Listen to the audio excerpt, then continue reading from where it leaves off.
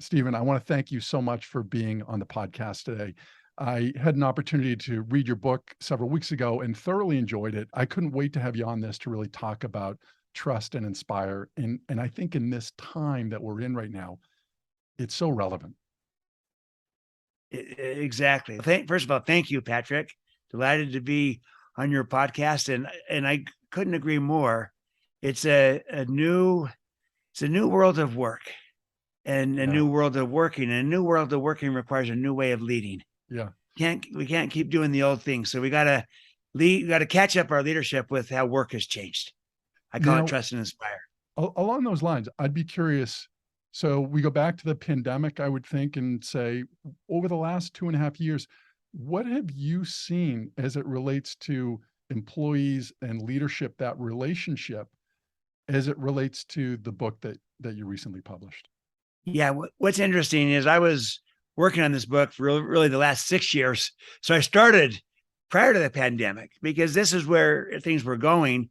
But the pandemic just turbocharged everything. Yeah. It accelerated everything. But things were moving in these directions where the nature of the world is clearly changing through technology. The nature of work is changing. It's more team-based, contextualized around service and interdependent, collaborative. But what really changed was the nature of the workplace. The idea of working from home, working from anywhere, hybrid work, remote work, intentionally flexible work, that we'd been trending that direction, and the pandemic just accelerated it dramatically. The workforce is changing. So many Yeah. generations, as many as 5. Right. And then also coming out of the pandemic, just the choices, the options that people have that has led to this great resignation as people have reflected and thought about things. And now they have choices and options. And suddenly they're saying, you know what? I want something different or something new. And the world has changed. Right. And it accelerated coming out of the pandemic and really made the relevancy of this book even greater. I think it still would have been relevant. I just think it's so timely right now. Yeah. And it's interesting you mentioned about the Great Resignation because we've heard so much about it recently, right? Especially back in the fourth quarter of last year about the number of people that are leaving their jobs. But what is interesting is you said you started this 6 years ago that you were seeing these. And I have often said that the Great Resignation, the only thing new about the Great Resignation as I see it today is that people have physically been able to leave their organizations, but the Great Resignation mentally and emotionally has been going on for a decade where people have left their organizations. They just physically didn't have the options that they have that the pandemic created. Absolutely. Absolutely. That's maybe the best definition of disengagement is when people quit, but stay. Yeah. Right. They mentally, emotionally left, gone, but physically they were there. They did the minimum. And the pandemic suddenly just added the physical piece to it. You're exactly right. That's the new thing about it. But this has been going on. Yeah. We're not tapping into people's greatest passions and creativity and talents. And now they suddenly have more choices and options on that. And so the physical is caught up now with the mental and emotional. Without question. And I think there's a quote that I will often use by Eric Hoffer, and it says, in times of change, learners inherit the earth while the learned find themselves perfectly suited for a world that no longer exists. And I think we're in that space, right? If you're not a leader that is a learner right now, if you think that it's the way it was before, you're going to be left holding the bag. And I think your book speaks to that in terms of how things need to change. Absolutely. There's just too much information, too much change, too much disruption. You can't know it all. But this is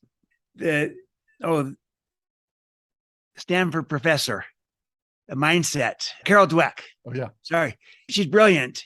The idea that know-it-alls are irrelevant now. It's a learn-it-all. We got to be learning. And that's why your podcast is so significant, because leaders are learners.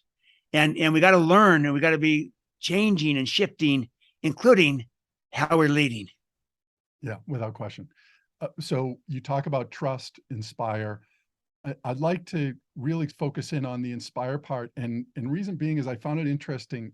About 6 months ago, I was curious about this in terms of what do people think is more important? Is it to be engaged or is it to be inspired? And what was interesting is there were about 70 people that actually took the poll. So we're not talking about anything scientific here, but what was interesting is that there were about close to 70% of those that responded were CEOs or presidents. And the majority of them, 64%, went with engaged. Felt that engaged was more valuable than inspiring. And I think it is part of that sort of old mindset maybe of what does it mean to be inspired versus engaged? I'd love I your think thoughts on so. I think that is probably reflective of the old mindset, but also I think we've been working on engagement for the last couple of decades, and it's been the holy grail, and it's a good thing. We still want engagement, inspiration. To become inspired, you go through engagement. So it's still on the path. And so if someone says I'm focusing on engagement, I say, fabulous. That's wonderful. Let's move. Let's try to engage our team and our people. Engagement is a really good thing. And there's another frontier beyond engagement that is inspiration, that includes engagement. We won't become inspired without also achieving engagement, but there's something beyond it. But I think our paradigms are deeply scripted in engagement being the end all. And also maybe we're limited in how we view what inspired means. And that might be reflected in that outcome. Yeah. So along those lines, I was going to ask you, if you were to define engaged versus inspired, what is the difference for a leader? Because my guess is when people hear inspired, and it was interesting, some of the comments, there was a fluffiness to it, right? To be inspired somehow doesn't seem to have that strength behind it. And I think it's the opposite, right? If you're inspired, you're even more beyond that. But I do think there's some of that mindset out there. It doesn't seem as strong as engaged. Yeah. I think that mindset probably persists in many. And I think you're right. But again, this is not good and bad. They're both good. Yeah. And so it's just that inspired is also tapping into something bigger, but the engaged tends to work on its extrinsic, and it's the carrot and stick mindset. It's motivation. It's a good thing. It's a positive thing. And you are tapping into that discretionary effort. And again, your people are bringing out good things from them, but inspired adds to it a sense of connection through caring and belonging. Yeah. That I'm connecting to this, but also a sense of connection around purpose and meaning and contribution, that my work matters and it makes a difference. And I feel connected in what I'm doing. And so it includes what I'm achieved with engaging. I'm giving that discretionary effort, but I also feel inspired by it because of how I feel on fire with what we're doing, the purpose and my overlap of purpose. I call it co-purposing, but I also feel inspired because I feel a sense of belonging on this team. And I feel a sense of caring from my leaders, not just that they're tapping into me as a human resource, but as a person. Yeah. And I want both. I want to be tapped, my mind to be tapped into, but I also want to connect at a human level and have a sense of purpose and meaning and contribution. And that's intrinsic. It's internal. It's inside of people. And we're trying to light the fire that's within, but it's inside of people.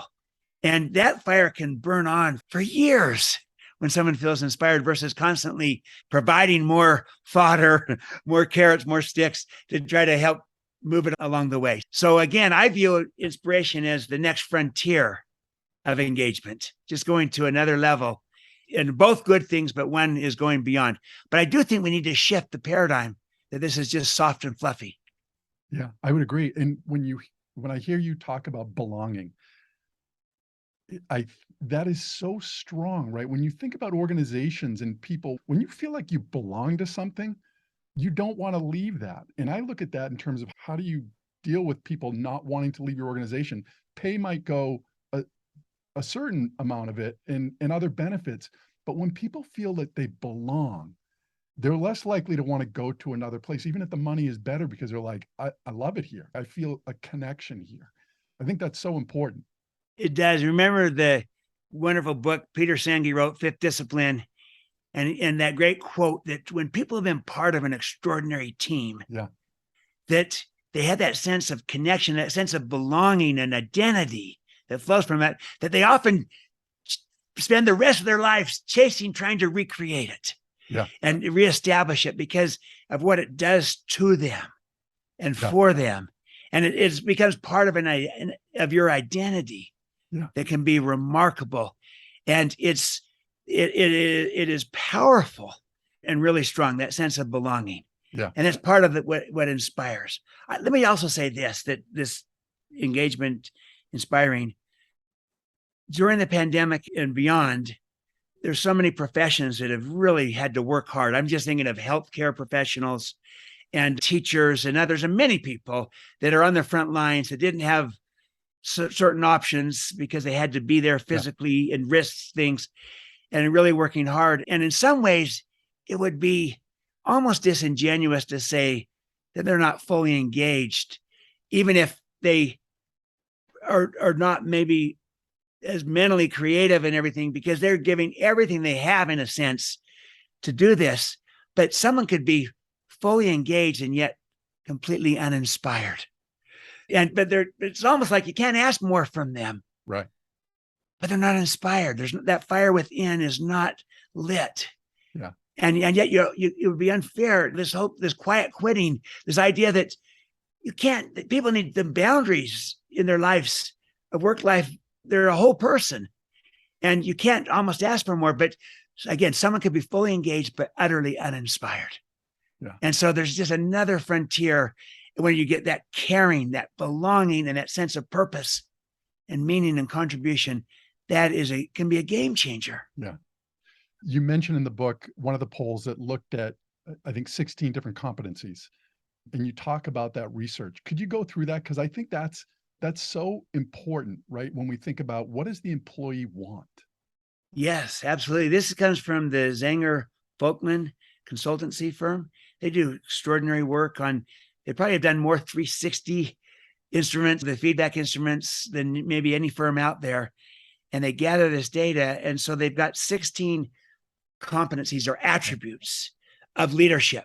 So they ask the people being led, if you look at these 16 attributes of leadership, which one do you want the most from your leader?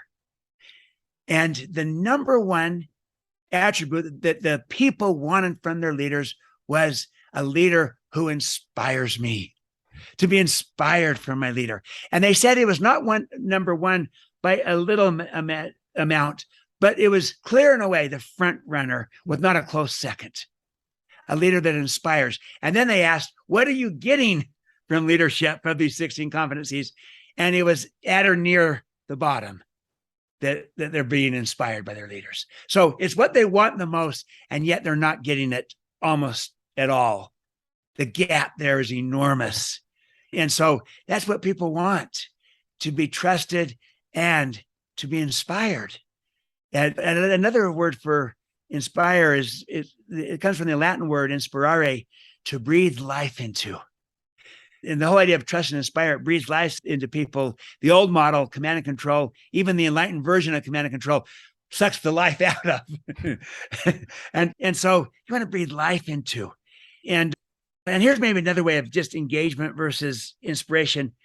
On engagement, oftentimes it's I'm getting results through people and I'm engaging them, but people are often seen as a means to an end. Trust and inspiration is I'm getting results in a way that grows people. Yeah. People are an end in and of themselves. I'm not taking down the importance of results. I'm just elevating the importance of growing people, and that they are an end by themselves apart from the results that they help create and produce, and just elevating this. And we've given lip service to it a lot, but we've got to catch up our leadership style to what our intent is. Yeah. Along those lines, I'm guessing there are leaders out there, and you mentioned this in the book, of the confusion of people thinking that to be inspiring means you have to be charismatic. And I think that's an important distinction to make. Yes, I think that maybe sometimes we conflate the words, right, of charisma and inspiration, and think, gosh, if I'm going to be inspiring, I got to be really charismatic, and that's just not me. But if you think about it, I'll bet that you're like me and that our listeners are like me. I know some people who are charismatic, but who I would not define as inspiring. Yeah. I know a few other people who nobody would describe as charismatic, but who are extraordinarily inspiring because of who they are, because of how they connect, because of their caring and their compassion, their empathy. It's almost a superpower that they have, and how they also connect to purpose and to meaning and contribution. They're very inspiring. So they're not the same, charisma and inspiration. Let's separate those. And the point is, inspiring others is a learnable skill for us as leaders. Everyone can inspire. It's the kind of leadership we need today. And we want leaders who inspire, and is learnable as a skill, as a competency. That's a paradigm shift. It's not just for the charismatic. Yeah. And it's a learnable skill. Everyone can inspire. If you were to think of that from a standpoint of anybody can inspire, are there things that you would say as a leader, these are probably the most important things to work on to create that inspiration? Yes. I would say three things, three tips. And there's more than this, of course. First, become inspired yourself. It's like the airline metaphor, right? Put your own mask on first before helping others. If you want to inspire others, become inspired yourself. You get your own light burning, your own candle going. When your candle's lit, that can light a lot of other candles. Yeah. If you're not lit, it's hard to light other candles to inspire others. So first, find your why. Become inspired yourself so that you can help ignite that in others and light those candles. That's maybe the first tip I would give. And so then that's all about finding your why, your purpose, your sense of purpose, meaning, contribution for yourself. Second would be connect with people. And I think you do that at the relationship level through caring, like I said earlier, and at the team level through belonging, like we've been discussing, and inclusion. Yeah. So caring and belonging. And I'll give us just a quick illustration of this. Is Indra Nooyi, former CEO of PepsiCo. Yeah, She, long story made short, she used to write letters to the parents of her leadership team. Yeah, I remember this. Thanking them for the gift of their child to her company because of how remarkable their child was. And those parents loved receiving these letters. Thank you for raising such a fabulous daughter who is so vital to our team and to our organization. How she does these things, I attribute that to you for raising such a remarkable child. And it just created this sense of belonging and caring that Indra cares. And the parents were thrilled. The leader, the executive, was thrilled. And it was not done as a technique. It was done genuine caring, because Indra experienced it herself when she had gone to India and with her mother. Her father had passed away. She just became the CEO of PepsiCo. And all these people came to see not Indra, but Indra's mother. And they would praise the mothers. And Indra was right there with her saying, wow, you raised such a remarkable child. And Indra said, they didn't say a word to me. They just went up to my mom saying, you are amazing for raising such a remarkable child. Indra didn't care that they didn't compliment her. She was thrilled that they complimented her mother. And she thought, I should do the same thing for the parents of my leaders, for the gift of their child to our company. She did that, but it inspired everybody. So that the second tip is connect with people through caring and belonging. Then the third key tip would be this: connect people to purpose and to meaning and to contribution, to why it matters, to significance. And the premise is that you can create and embed purpose, meaning, and contribution into almost any role, into almost any organization. And getting good at this, finding ways to co-purpose, to overlap purpose, matters. And I think of just one little illustration, Pepperdine University, Graziano School of Business. I just was out there, great organization, great leadership. And the purpose of their business school, they say it this way: our purpose is not to produce leaders who are best in the world.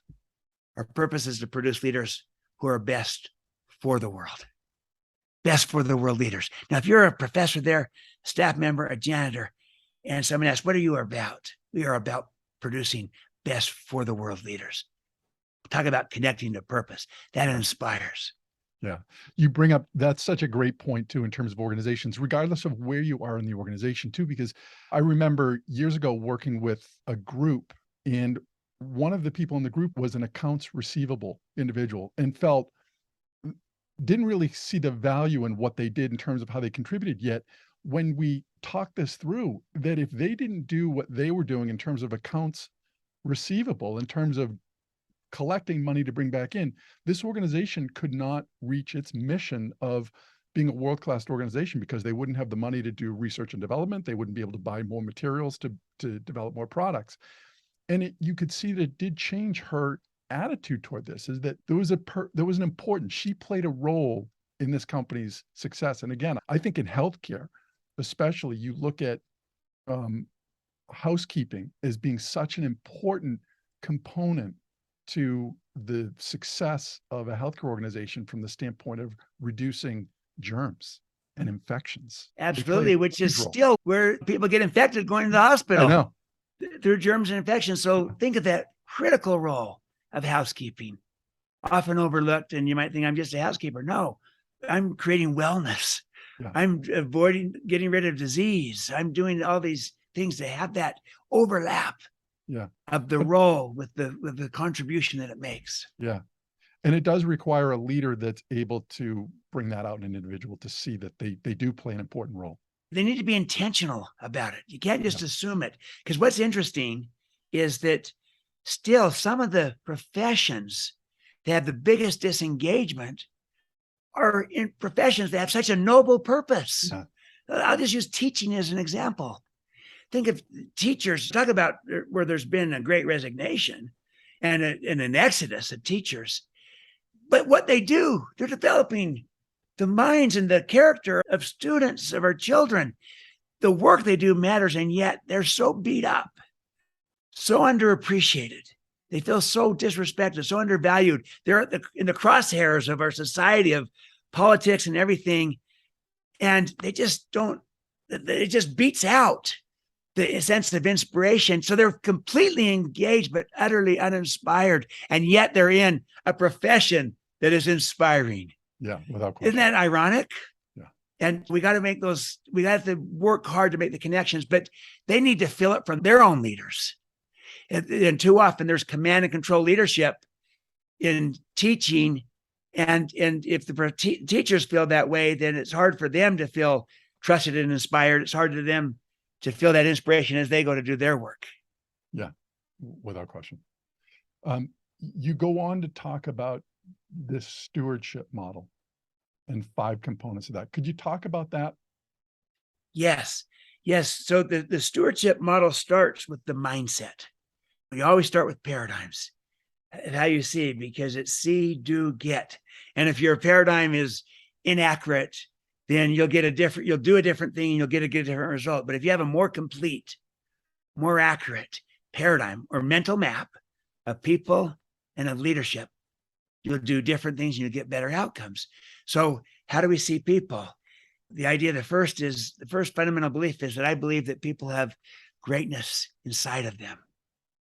So my job as a leader is to unleash their potential, not to control them. Another belief about people, I believe that people are whole people, meaning body, heart, mind, spirit. They bring their whole self to work. They're not just economic beings. So my job as a leader is to inspire, not merely motivate. If they were merely economic beings, motivation is sufficient. They're human beings, whole people, inspiration is better. So that's how I view people. Great potential, whole people. How do I view leadership? I believe that there's enough for everyone, an abundance mentality. So my job as a leader is I elevate caring above competing. Yes, let's compete in the marketplace, but let's care and collaborate in the workplace. And scarcity might be good economic theory, but scarcity is lousy leadership theory. Abundance is far better. And here's another one. I believe that leadership is stewardship. It's not about your rights. It's about responsibilities. Stewardship is a job with a trust. As a leader, we have a job with a trust for those that were in our stewardship that we're leading. And so therefore, I put service above self-interest. And finally, I believe that enduring influence is created from the inside out. So my job as a leader is to go first.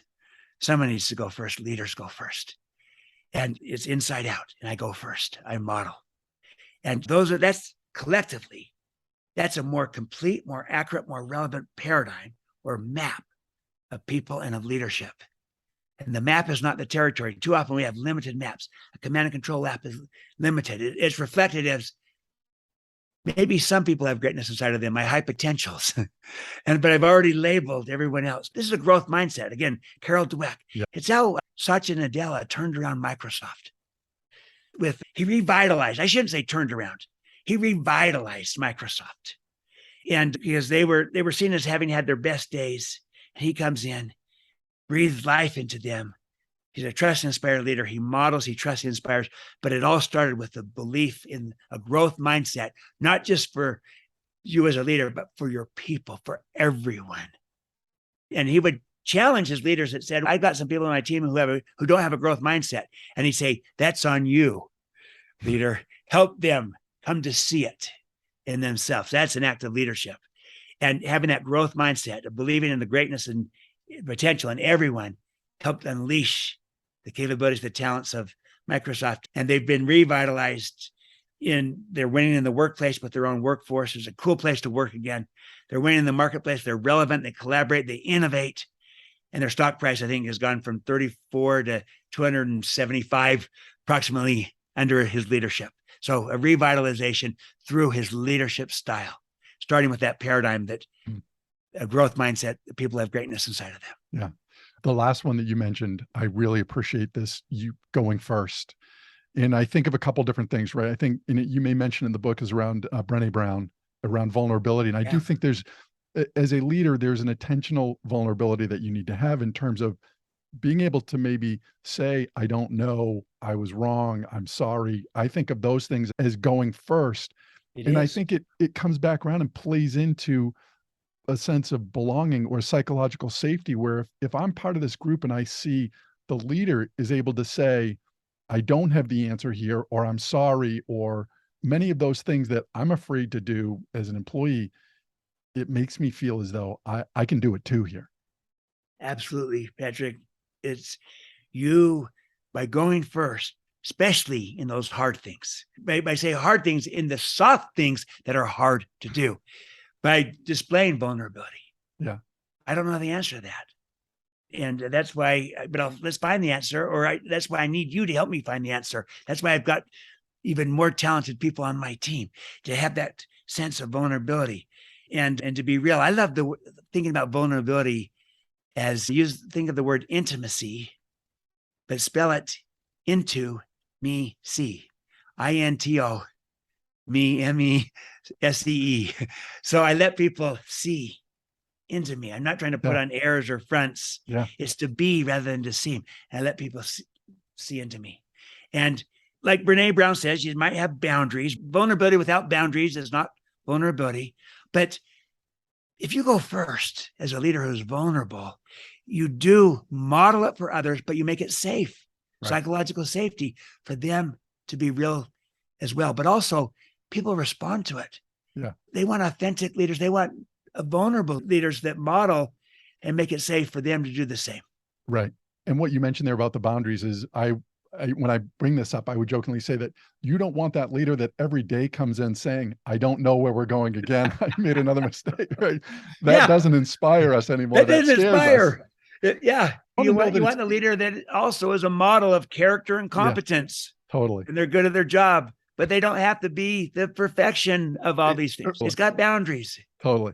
So along those lines, we've spent so much time on the inspiring part. I do think that last piece of it really wraps us into trust, though, right? That if I've got that leader that does these things, it's created an environment of trust. And you speak about trust in a different way.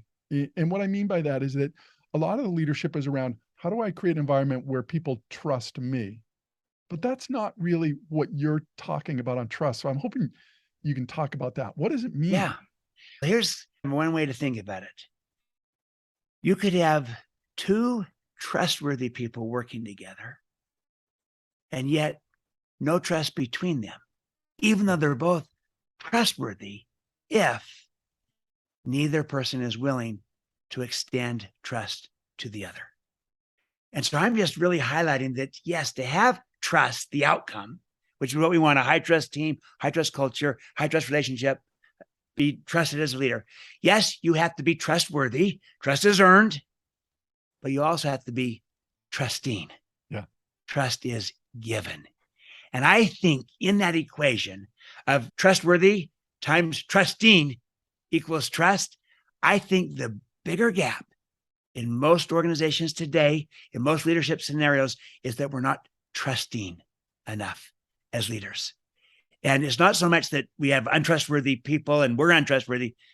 We need to unleash and create the trust by extending more trust, giving more trust, becoming more trusting. That's why trusting is a stewardship. And in the trust and inspire, those are verbs, not nouns. Otherwise, it would be trust and inspiration. It's trust and inspire. Trust others, inspire others. Those are verbs. Become more trusting. So you model, you trust, and you inspire. We need to become more trusting as leaders. We got to give it to get it. Because when we trust others, they tend to trust us back. Right. When we withhold the trust, guess what? They tend to not trust us either. And that really hit me because I was thinking, you talk about command and control. I can be trustworthy in a command and control, like what Right. what I say and what I Yeah. do is going to be the same thing. You can trust Same me. thing. But if I'm command and control, to give trust to somebody else can be very difficult for me to do. Really difficult, because there's a great illustration. Trustworthy without necessarily being trusting. Yeah. And because I might be afraid of losing control. I might be afraid, what if it doesn't work? What if they do it differently? And especially, again, I'm assuming positive intent, that leaders, they want good outcomes. They care. It matters. And they want to make sure we deliver. But boy, that letting go, learning how to let go, but learning how to do it in a way where you also still have control without being controlling, but you do it through the agreement you set up, Right. through expectations, through accountability, set up in an agreement. When people are working from home, it's not just do your thing. It's here's expectations and accountability about what we're trusting you to do. So it's a smart trust, not a blind trust. Low expectations doesn't inspire anyone. High expectations do, with accountability built in. But yes, we need to become more trusting. That's probably in the Trust Inspire model, Trust Inspire, that might be our biggest gap, becoming more trusting as leaders. And especially as we enter this world of remote work, right? And again, I think it is difficult, right? Because you don't see people on a day-to-day basis. Are they doing what they said they're going to do? There is a trust level here that needs to be overcome. And I would, as I thought of the trust component, I think of things like Pygmalion, of what you expect of somebody you generally get. And if I think you're going to not do this the right way, I'm probably not going to be disappointed with what my thoughts are, because I've presented this in a way to you that I don't believe that you can work from home. Absolutely. There is a clear Pygmalion effect, that people tend to rise to the level of trust given or withheld, or go down to the level that they're not given. And the quickest way it was Henry Stimson that said, the quickest way to make someone trustworthy is to trust them. And the quickest way to make them untrustworthy is to not trust them and tell them that you don't. And then they tend to live down to that. That's especially true with kids in our homes as parents. Yeah. And I saw one time a father and a son, and they were struggling in their relationship, and it's hard for all of us. And the son didn't deliver, and the father said, "Why are you behaving this way?" And the son said, "Because, Dad, that's the way untrustworthy kids behave." And the father labeled the kid as, "You're not trustworthy." And the kid was living down to that label. But the idea of seeing the potential and treating people according to their potential, not just their behavior, and tending to rise up to it, to be trusted, is the most inspiring form of human motivation. It brings out the best in people. They want to live up to the trust being given. Yeah. and they want to rise to the occasion. There might be a few that abuse it, but they're the minority. Totally. Don't let the 5% you can't trust define the 95% who you can. Yeah. It's far better to build our team and culture around the people that can be trusted and let the culture weed out, crowd out the offenders, the violators, versus penalizing the many because of the few. Yeah. And yes, we need to become more trusting as leaders. I think that is one of the great opportunities. When you model, when you trust, when you inspire, that's a different kind of leadership. That's what's needed today. There's a quote by Einstein, I'm guessing you've heard this as well, is that everybody is a genius. But if you treat a bird based on its ability or judge a bird based on its ability to climb a tree, it will always think it's stupid. Right. Or when that's not our thing and we're evaluated on something that's not normally what we do. A bird can fly into a tree, but not climb it. It doesn't work, or something along those lines. Yeah. A similar expression is that every child is a genius, and then they're just de-geniusized by adults. and Westminster Fuller is the one that said that. And when we often we distrust and we show our distrust. And it's amazing. I'll just give you a little quick anecdote I heard today.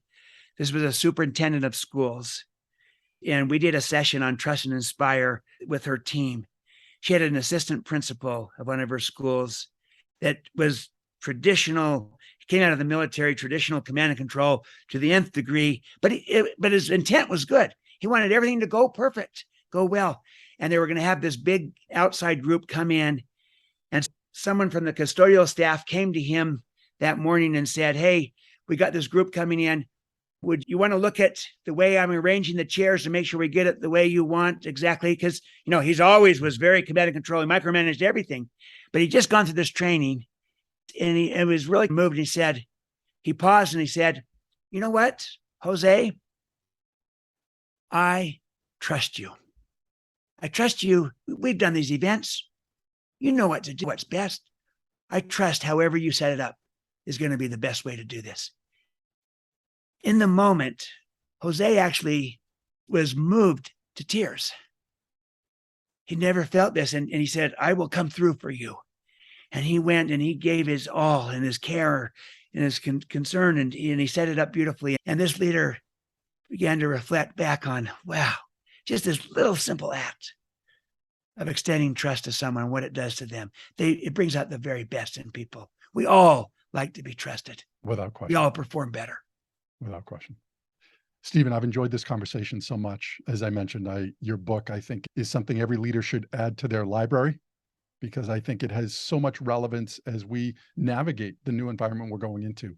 As we sort of part ways here, any recommendations or suggestions you would have for that leader that might be listening and isn't sure what's the next step they can take to do this?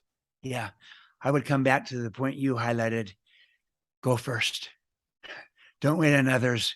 Leaders go first. Someone needs to go first. Be the first to be transparent in a culture of hidden agendas. Be the first to talk straight in a culture where everyone's spinning.